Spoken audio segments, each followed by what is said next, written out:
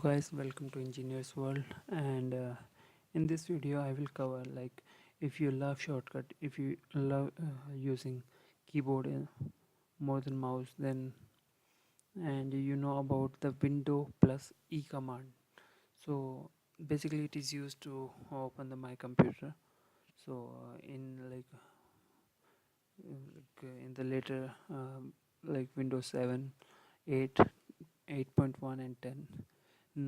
This is called this PC, and before it is called my computer.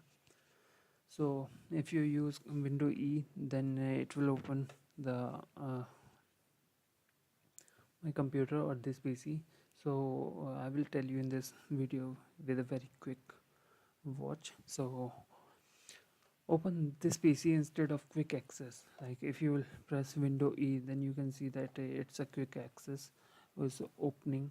So if you want to open it this PC instead of quick access, um, so you can do it in just few steps. Just press window E. So if you can see the menu bar here. If you cannot see, just press Control F1. It will directly visible to you. And if you want to use the keyboard, just view, just select the view tab, and in option change folder and search option, and here you can see open file explorer. So just click on the drop down and select this PC and apply and OK.